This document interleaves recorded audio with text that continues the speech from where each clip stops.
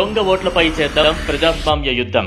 2 ఏళ్ల క్రితం జరిగిన తిరుపతి ఉప ఎన్నిక సమయంలో తిరుపతి కార్పొరేషన్ కమిషనర్ గా ఉప ఎన్నికకు ఈఆర్ఓగా పనిచేసిన ఐఏఎస్ అధికారి గిరీష 30,000కు పైగా దొంగ ఓట్లు వేయించడంలో వైసీపీ నేతలకు సహకరించి సస్పెండ్ అయ్యారు.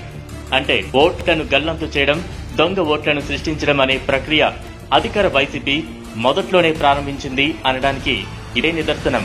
మృతుల ఓట్లను జాబితాల్లోంచి తొలగించకపోవడం, డబ్లింగ్ అంటే ఒక వ్యక్తి పేరునే ఒకటికి మించి ఓట్లు ఉండడం, శాశ్వతంగా వలసపోయిన వారి ఓట్లను తొలగించకపోవడం, కనిపించని డోర్ నెంబర్ తో ఓట్లు చేర్పించడం. వైసీపీ ఓట్ల అక్రమాలు ఇలాంటివే. తెలుగుదేశం నేతలు అనేక ఫిర్యాదులు చేసిన తర్వాత ఓట్ల అక్రమాలను సరిదిద్దామంటూ ఆంధ్రప్రదేశ్ లో 2024 ఓటర్ల తుది జాబితాను కేంద్ర ఎన్నికల సంఘం విడుదల చేసింది. కానీ ఈ జాబితాలోనూ అవే తప్పులు పునరావృతమయ్యాయి. ఉదాహరణకు శ్రీకాకుళం జిల్లా ఎచ్చెర్ల నియోజకవర్గంలో శిథిలమైన పోలీస్ క్వార్టర్ చిరునామాతో 250 ఓట్లు నమోదయ్యాయి. పలనాడు జిల్లా నర్సరావుపేట నియోజకవర్గంలో నిర్మాణంలో ఉన్న భవనం చిరునామాతో 33 ఓట్లు ఉన్నాయి.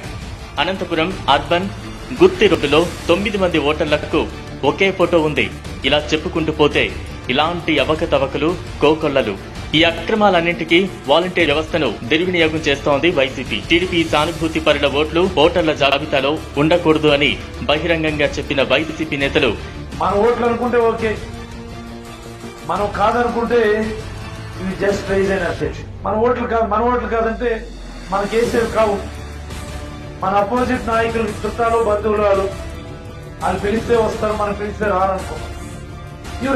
మనం కోఆర్డినేషన్ చేసుకొని ఆ బిఐఎస్ మనం చూపించుకొని మాట్లాడి కోఆర్డినేషన్ చేసుకొని ప్రతి ఒక్క ఇంటికి కూడా పోయి అటు ఏమైనా ఉంటే చూసేయటమా, కాల్ చేయటమా, అవన్నీ కూడా చేసుకోవాలనేదా. సీదిరి అప్పలరాజు, రామిరెడ్డి ప్రతాప్ రెడ్డి వంటి వాళ్లపై ఎన్నికల అధికారులు ఎలాంటి చర్యలు తీసుకోలేదు.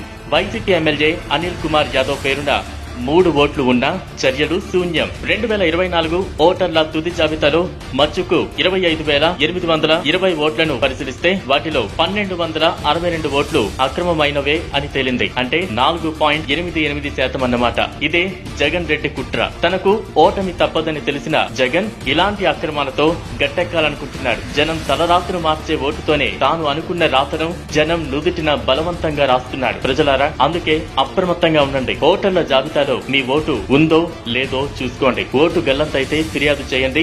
వెంటనే మీ ఓటు కోసం దరఖాస్తు చేసుకోండి. మీ దృష్టికి వచ్చిన ఓటు అక్రమాలపై పోరాడండి.